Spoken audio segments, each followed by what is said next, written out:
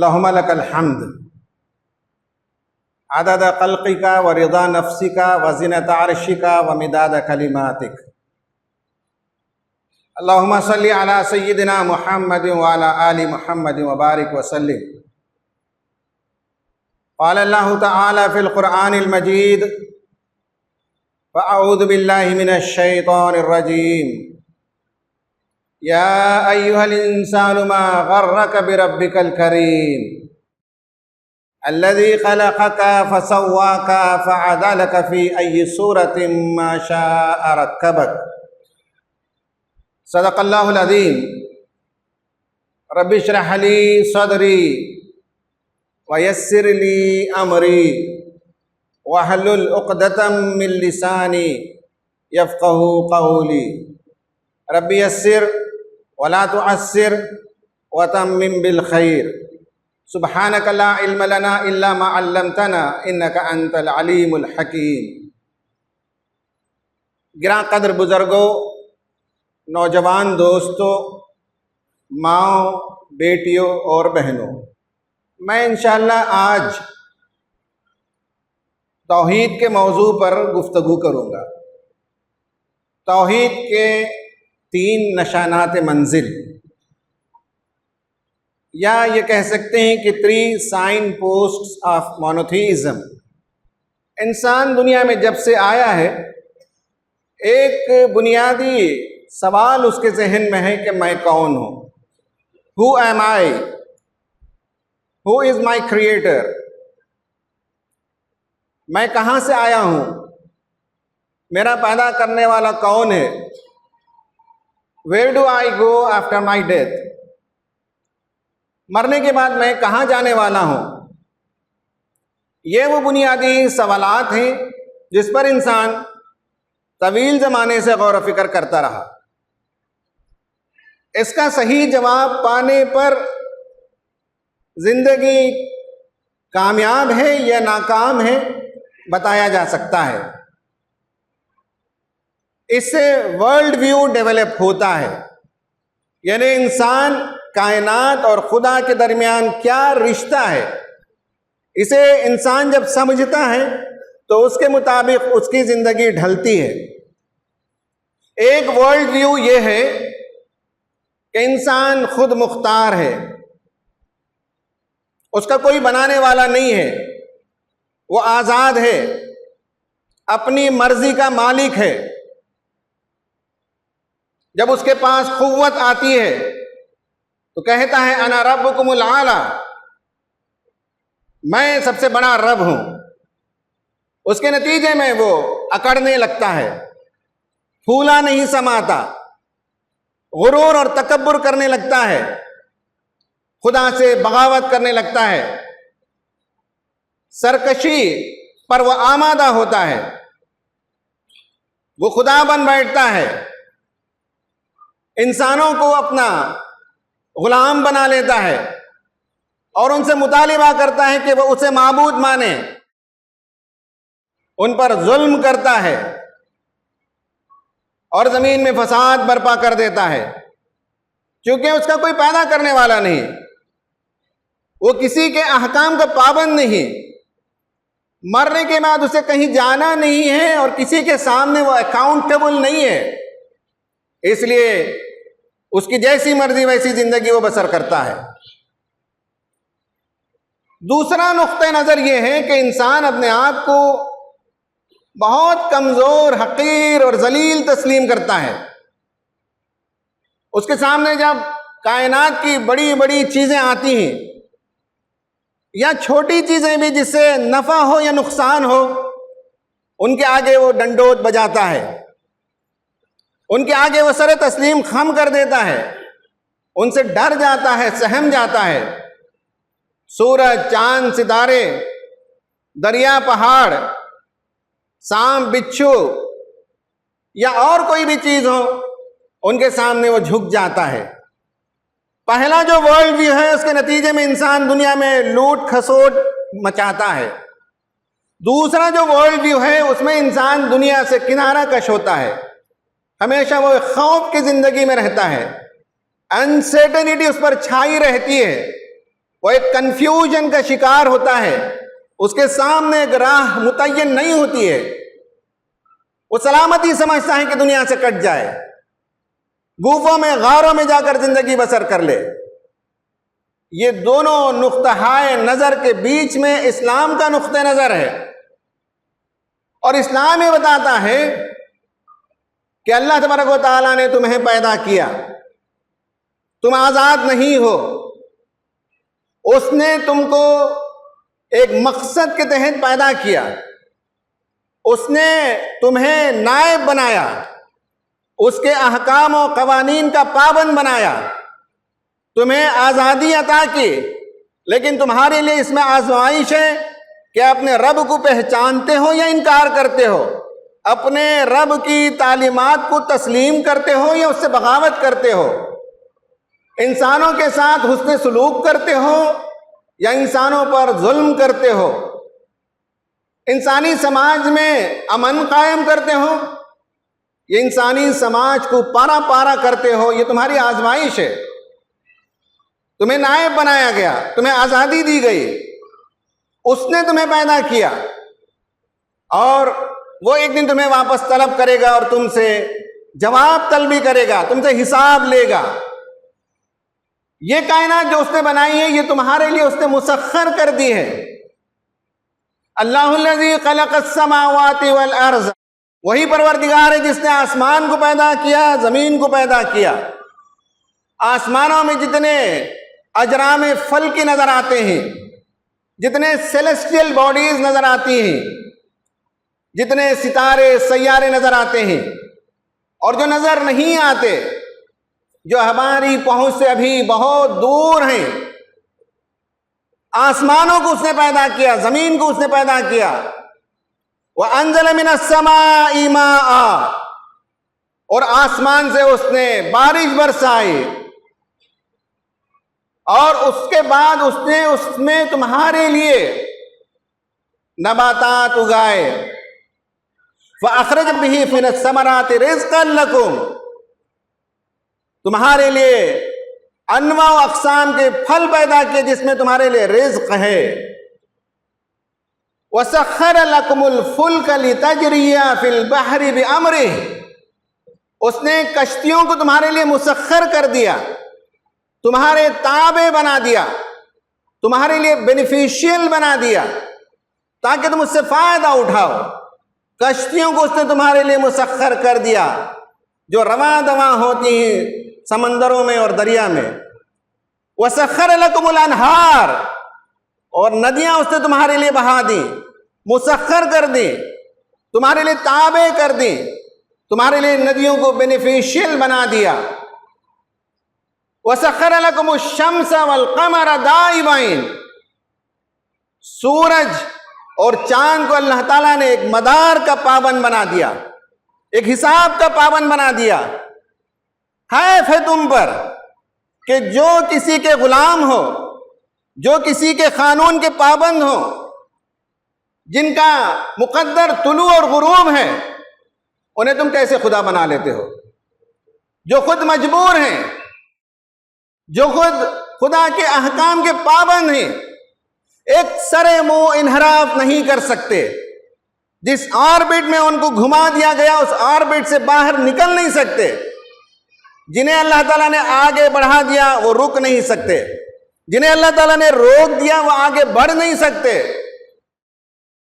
وَسَخَّرَ لَكُمُ اللَّيْلَ وَالنَّهَارَ، رات کو بھی اور دن کو بھی اس نے تمہارے لیے مسخر کر دیا۔ دن میں چلو پھرو، معاشی سرگرمیاں انجام دو، اور رات میں سکون کی نیند سو۔ وَآتَاكُم مِّن كُلِّ مَا سَأَلْتُمُوهُ، تم نے جو کچھ مانگا اللہ تعالیٰ نے وہ سب کچھ عطا کر دیا۔ یعنی تمہاری فطرت کی جو طلب تھی، جو تمہارے نیچر کا ڈیمانڈ تھا، ان ساری چیزوں کو اللہ تعالیٰ نے عطا کر دیا۔ وَإِن تَعُدُّوا نِعْمَةَ اللَّهِ لَا تُحْصُوهَا، اللہ کی نعمتوں کو شمار کرنا چاہو تو تم شمار اور حصار نہیں کر سکتے، تم گن نہیں سکتے۔ اتنی نعمتیں اتنی نعمتیں اتنی نعمتیں تمہیں عطا کی، کچھ نعمتوں کا ذکر تو اللہ تعالیٰ نے یہاں کیا، اور انسان اگر اس کی نعمتوں کو گننا شروع کر دے تو کتابوں پر کتابیں ختم ہو جائیں گی، لیکن آدمی اللہ کی نعمتوں کو شمار نہیں کر سکتا۔ ان الانسان لظلوم کفار، لیکن واقعہ یہ ہے کہ انسان عدل سے ہٹ جاتا ہے، ناانصافی کرنے لگتا ہے اور ناشکرا ہے۔ یہ پوری کائنات کو اللہ تعالی نے تمہارے لیے مسخر کی ہے، یہ تمہارے معبود نہیں، یہ سورج، یہ چاند، یہ ستارے، یہ ندیاں، یہ پہاڑ، یہ سب تمہارے لیے مسخر کی گئی ہیں، تمہارے کنٹرول میں دی گئی ہیں، اور تم صرف خدا کے کنٹرول میں ہو۔ ان کائنات کی نشانیوں پر اللہ تعالیٰ غور و فکر کرنے کی دعوت دیتا ہے، لیکن افسوس یہ ہے کہ خدا کو پانے کے جو 3 نشانات منزل تھے، موجودہ نظام تعلیم نے وہاں کچھ اور چیزوں کو ریپلیس کر دیا۔ کائنات پر انسان غور و فکر کرے تو وہ خدا کو پا سکتا ہے، اس لیے کہ اس کائنات کے اندر جو پرپس فلنس پائی جاتی ہے، جو آرٹسٹری پائی جاتی ہے، جو مقصدیت اس کائنات میں دیکھتے ہو، اس سے معلوم ہوتا ہے کہ اس کا پیدا کرنے والا کوئی خدا ہے، لیکن اس جگہ بگ بینگ تھیوری کو ریپلیس کر دیا گیا۔ اب یہ ایک وائڈلی ایکسیپٹڈ تھیوری ہے کہ ایک بہت بڑا گیسیس ماس تھا، ہائی ڈینسٹی اور ہائی ٹیمپریچر میں، اور ایک زبردست بلاسٹ ہوا، اور اس کے بعد سے یہ کائنات بننی شروع ہو گئی، اور 13.5 بلین ایئرز پہلے یہ واقعہ شروع ہوا۔ سائنٹسٹ یہ نہیں بتاتے کہ وہ گیسیس ماس کہاں سے آیا، اسے کس نے بلاسٹ کیا، اور وہ جب بلاسٹ ہوا تو 1 ملینتھ آف اے سیکنڈ کا بھی اگر اس میں خلل واقع ہوتا تو آج یہ کائنات جیسی ہے ویسی کائنات نہیں ہوتی، پورا ابرد ایک عجیب ہنگامہ برپا ہو جاتا۔ تو خدا کو پانے کے لیے جو سائن پوسٹ یونیورس ہے، قرآن میں بار بار اس کا ذکر کیا گیا، اسے ہمارے طلبہ کے سامنے آج نمایاں نہیں کیا گیا۔ وہ سمجھتے ہیں کہ یہ کائنات آپ سے آپ بن گئی۔ خدا کو پانے کا جو دوسرا سائن پوسٹ ہے، دوسرا نشان ہے، وہ اپنی خلقت ہے، اپنی پیدائش ہے۔ قرآن نے کہا یا ایھا الانسان ما غرک بربک الکریم، اے انسان تجھے کس چیز نے اپنے رب کریم سے دھوکے میں ڈال دیا ہے؟ الذی خلقک فسواک فعدلک فی ای صورت ما شاء رکبک، وہ پروردگار جس نے تجھے بنایا، پیدا کیا، جس نے تجھے نک سک سے درست کیا، اور جس نے تجھے متناسب بنایا، فعدلک، اس کا انگلش ترجمہ یہ ہے کہ who proportioned you, who created you in a proportion، انسان کو بہت خوبصورت بنایا، تناسب کے ساتھ پیدا کیا۔ اس تناسب کو سمجھنا ہو، طلبہ و نوجوانوں کی دلچسپی کے لیے میں بتاؤں کہ ڈا ونشی نام کا ایک بہت بڑا آرٹسٹ گزرا ہے، اس نے ہیومن پروپورشن کو دریافت کیا، فائنڈ آؤٹ کیا، اور جو گولڈن ریشیو ہے اسے دریافت کیا، اور انسان کو اللہ تعالی نے بہت خوبصورت بنایا۔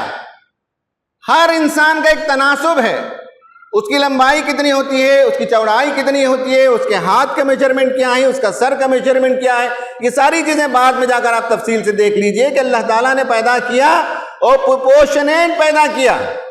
وہاں موجودہ نظام تعلیم نے ڈارون تھیوری کو ریپلیس کر دیا اور کہا کہ ایک سیل تھا، اس سیل کا میوٹیشن ہوتا رہا، اس کا ڈیولپمنٹ ہوتا رہا، اور وہ بہت سے شیپس اختیار کرتا رہا، اور آخرکار ایولیوشن کے نتیجے میں انسان رونما ہوا۔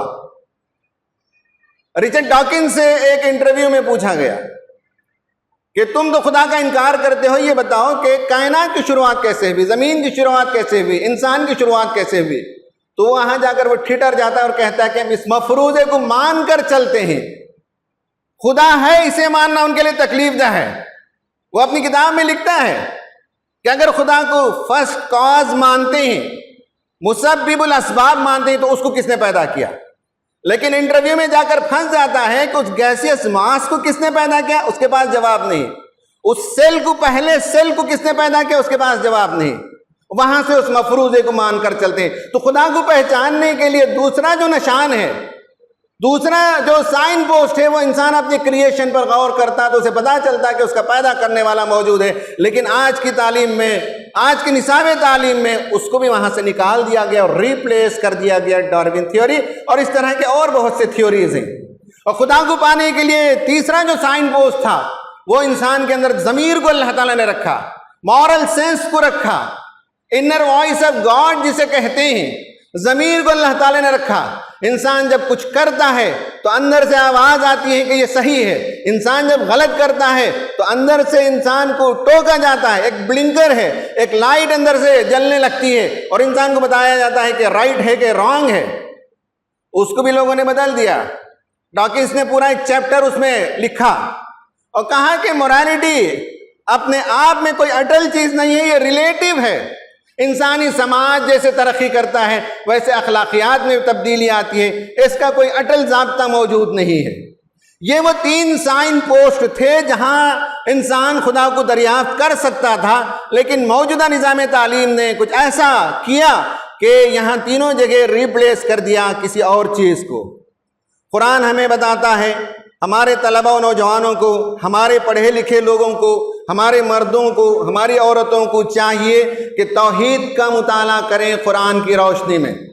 قرآن کا انداز موسٹ سائنٹیفک ہے، اس کا ریشنل اپروچ ہے، وہ انسانوں کی فطرت کو اپیل کرتا ہے اور انسانوں کو بتاتا ہے کہ اس کائنات کا خدا ہے، اس نے تم کو پیدا کیا ہے، پرپس سے پیدا کیا اور ایک دن واپس بلائے گا اور تمہارا حساب کتاب لے گا۔ میں اپنی گفتگو کو ختم کر چکا۔ تین کام ہمارے نوجوانوں کو بالخصوص کرنا چاہیے۔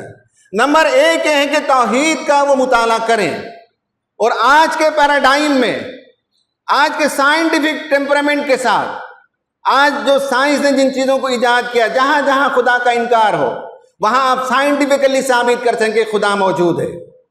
نمبر دو یہ ہے کہ اس دعوت کو انسانوں کے سامنے اس لیے پیش کرنا ہے کہ اس ورلڈ ویو کے نتیجے میں دنیا یا تو امن کا گہوارہ بنتی ہے یا دنیا کے اندر فتنہ و فساد برپا ہوتا ہے۔ یہ موسٹ امپورٹنٹ ہے انسانی زندگی سے متعلق ورلڈ ویو، اس لیے اس کو دنیا کے سامنے پیش کرنا چاہیے۔ اور تیسرا یہ ہے کہ اسی کے نتیجے میں انسانی زندگی کے مسائل کو حل کرنا ہے، وہ انفرادی زندگی ہو، خاندانی زندگی ہو، سیاسی زندگی ہو، سماجی زندگی ہو، معاشی زندگی ہو، اس کی بنیاد توحید ہے۔ توحید کی بنیاد پر ان تمام زندگی کے امور و مسائل کو حل کر کے دکھانا آپ کا کام ہے۔ اللہ سے دعا ہے کہ اللہ تبارک و تعالی ہمیں اپنے مقصد زندگی کو پہچاننے کی توفیق عطا فرمائے، توحید کا پرستار بنائے، مرتے دم تک موحد کی حیثیت سے زندگی بسر کرنے کی توفیق عطا فرمائے۔ آمین۔ وآخر دعوانا ان الحمدللہ رب العالمین۔ اقول قولی ھذا استغفر اللہ لی ولکم اجمعین۔